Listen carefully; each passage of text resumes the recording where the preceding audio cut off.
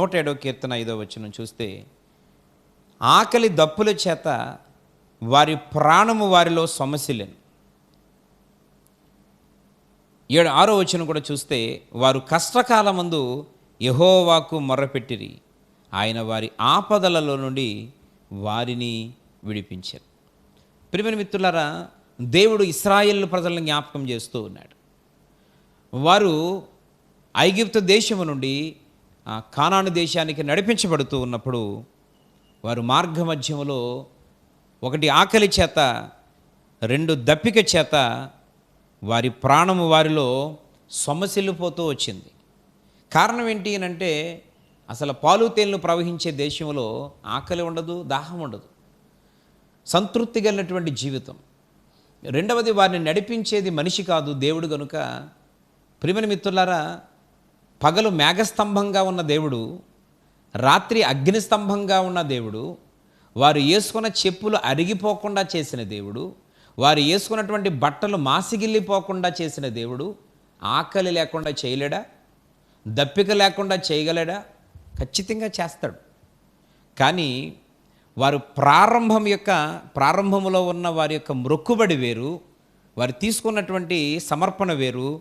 కార్యం జరిగిన తర్వాత వారి మనసులు మారిపోయినాయి, వారి మాటలు మారిపోయినాయి, వారి యొక్క ఆలోచన విధం పూర్తిగా పాడైపోయింది. పిల్లలారా, పూర్తిగా పాడైపోయింది. ఆ కారణం చేత వారు మార్గమధ్యంలో ఇబ్బందులు పడ్డారు, వారు మార్గమధ్యలో శ్రమపరచబడ్డారు. ఈరోజు నీవు నేను కూడా ఆనాడు ఇశ్రాయేలు ప్రజలు ఐగుప్తు నుంచి కానాను ప్రయాణం చేస్తున్నట్లు మనం కూడా ఈ లోకం అనేటువంటి ఐగుప్తు నుండి కానాను అనేటువంటి పరలోకానికి మనందరం కూడా ప్రయాణంలో ఉన్నాము. ఈ ప్రయాణంలో కష్టకాలంలో ప్రారంభ దినాలలో నువ్వేమైతే దేవునికి మాట ఇచ్చావో ఆ మాట తప్పినప్పుడల్లా ఆనాడు ఇశ్రాయేలులు శ్రమపరచబడినట్లుగా నేటి దినం నువ్వు కూడా శ్రమలు అనుభవించక తప్పదు, ఇబ్బందులను అనుభవించక తప్పదు. అయితే ప్రియమైన మిత్రులారా, అయితే వారు విడుదల పొందారు. ఏ విధంగా అంటే అక్కడ రాయబడింది, ఆకలి దప్పుల చేత వారి ప్రాణము వాళ్ళు సొమ్మసిల్లినప్పుడు, వారికి కష్టము కలిగినప్పుడు వారు యెహోవాకు మొర్రపెట్టిరి. అంటే వారి లోపాన్ని సరి చేసుకున్నారు. ఈ సమయంలో మనకు ఇక ఏ విధమైనటువంటి గాచ్చర్యం లేదు, మనకు ఏ విధమైనటువంటి గత్యంతరం లేదు అని ఎప్పుడు తెలుసుకున్నారు అని అంటే, వారు మానవ ప్రయత్నాలు చేశారు. ఎక్కడ ఫలితం దొరకకపోయేసరికి వారు తిరిగి మరలా పశ్చాత్తాపపడి ప్రభు పాదాల దగ్గర వారు మొర్రపెట్టడం మొదలుపెట్టారు. వారి యొక్క తప్పులు, వారి యొక్క లోపాలను సరిచేసుకోవడం ప్రారంభించారు. ఎప్పుడైతే వారు తిరిగి మరలా దేవుని యొద్దకు వచ్చారో, వారు విడిచిపెట్టినటువంటి ప్రార్థన అనే ఆయుధాన్ని మరలా వారు ప్రయోగించడం ప్రారంభించారు. ఆ వచన భాగం 6వ వచనం 2 లైన్లు రాయబడింది, ఆయన వారి ఆపదలలో నుండి వారిని విడిపించెను.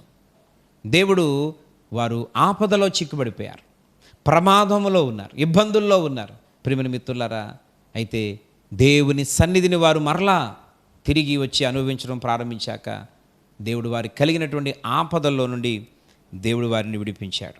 వారి జీవితంలో దేవుడు ఒక గొప్ప అద్భుతమైనటువంటి కార్యాన్ని చేసి వారిని గొప్ప స్థితిలో ఉంచాడు. ప్రియులారా, కనుక ఈ అద్భుతమైనటువంటి విలువైన సమయంలో, ఈ వాక్యాన్ని వింటున్న సమయంలో పరిశుద్ధాత్మ దేవుడు నీతో, నాతో, మనందరితో ఈ సందర్భంగా మాట్లాడుతున్న అద్భుతమైన మాట ఏంటి అంటే, ప్రారంభ దినాలలో ప్రభు సన్నిధిలోకి వచ్చేటప్పుడు, లేదా ఆ కష్టము నుండి విడుదల పొందాలని నువ్వు అనుకున్నప్పుడు నువ్వు తీసుకున్న తీర్మానం, దేవుడికి ఇచ్చిన మాట, ఆ ప్రారంభ దినాలలో ఉన్న ఉజ్జీవం, ఆ ఆత్మీయత, దేవుని మందిరం అంటే పరుగులు, దేవుని కార్యాలంటే ఆసక్తి. అబ్బా, చీకటి లేదు, ఎండ లేదు, వర్షం లేదు, ఏ విధమైనటువంటి పరిస్థితులు నీకు ఆ రోజు అడ్డు లేవు.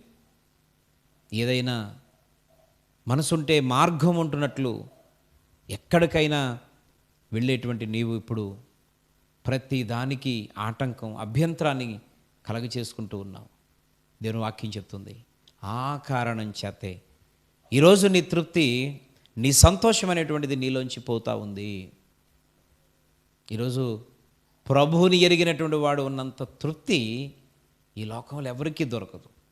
కానీ అటువంటి జీవంగల దేవుణ్ణి కలిగి ఉండి కూడా ఈరోజు నీవు అసంతృప్తిగా ఉన్నావు, కుమిలిపోతూ ఉన్నావు, కుసించిపోతూ ఉన్నావు. ఆదరణ లేకుండా ఉన్నావు అంటే కారణం దేవుడు కాదు, సంఘమో సేవకుడో కాదు. ప్రియమైన మిత్రులారా, ఆ ప్రదేశాలు కాదు, ప్రాంతాలు కాదు. దేవుడు స్పష్టంగా మాట్లాడుతున్నాడు, లోపము నీలోనే ఉంది, దానికి కారణము నీవే, దానికి కారణం నీవే. ఈరోజు మనం సరి చేసుకోగలిగితే, సరిచేయబడితే దేవుడు వాగ్దానం ఇస్తున్నాడు, నేను ఆ విధంగా అలసిపోయినటువంటి వారిని, కుసించిపోతున్న వారిని నేను ఆదరిస్తాను, వాళ్ళ అలసట తీరుస్తాను, వారిని ధైర్యపరుస్తాను, వారి యొక్క కన్నీరు తుడుస్తాను అని దేవుడు తెలియజేస్తూ ఉన్నాడు. ఈరోజు పిల్లరా, కన్నీరు తొడబడాలని కోరుకోవడం గొప్ప సంగతి కాదు, ఆదరించబడాలని కోరుకోవడం గొప్ప సంగతి కాదు. ముందు మనలో ఉన్న లోపాన్ని మనం సరి చేసుకోవాలి. చాలామంది ఎలాగున్న పరిస్థితులు, ప్రభువా నన్ను తృప్తిగా ఉంచు, ఈ వాక్యం ద్వారా నన్ను బలపరిచేయి. దేవుడు ఎలా బలపరుస్తాడు అని అంటే, నీవు సరి చేయబడినప్పుడు, నీలో ఉన్న లోపాన్ని సరి చేసుకున్నప్పుడు.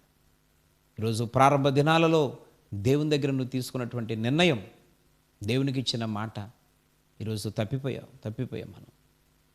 దేవుని యొక్క మందిరంతో సహవాసం పూర్తిగా తగ్గిపోయింది పిల్లరా. చాలామంది నోట్లోంచి వచ్చే మాట, వాక్యం బోరు కొడుతుందనే మాట, ప్రార్థన బోరుగా ఉంది అనే మాట.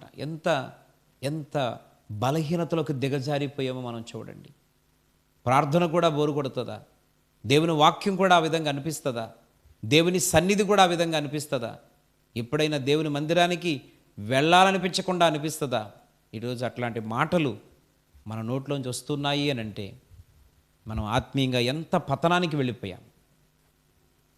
ప్రార్థన అంటే ఇష్టపడని వారు ఎవరుంటారండి? వాక్యం అంటే, పాటలంటే, దేవుని సన్నిధిలో గడపడం ఈరోజు చికాకుగా ఉంది అనే మాట నీకు వస్తుంది. బుద్ధేయడం లేదు, వెళ్ళాలనిపించట్లేదు అని అనిపిస్తుందనంటే జాగ్రత్త సుమా, నాశనము సమీపంగా ఉందేమో. నాశనానికి ముందు గర్వం నడుస్తుంది, గర్వానికి ముందు అహంకారం వస్తుంది, అహంకారం వచ్చే ముందు నువ్వు చేసేది న్యాయం అనిపిస్తుంది, నువ్వు చేసేదే కరెక్ట్ అనిపిస్తుంది. ఇలాంటి లక్షణాలు నీలో కానీ ఉంటే, నువ్వు ఏం చేస్తే, నువ్వేం మాట్లాడితే, నువ్వు ఎలాగా నడిస్తే, ఎలా నిలబడితే అదే కరెక్ట్ అనిపిస్తుంది అని అంటే, వాక్యం ఎన్ని రకాలుగా మాట్లాడినా అది నీకు తప్పు అనిపించట్లేదు అని అంటే, ఖచ్చితంగా నీవు అహంకారం అనేటువంటి ఆ మెట్టెక్కేసావని అర్థం. ఇక తర్వాత నుంచి ఆ అహంకారము నేను గర్వంలోకి తీసుకుని వెళ్ళిపోద్ది, ఆ గర్వము నాశనమునకు తీసుకుని వెళ్ళిపోద్ది. జాగ్రత్త. ఈ అద్భుతమైనటువంటి సమయంలో దేవుడు మనతో స్పష్టంగా మాట్లాడుతున్నాడు.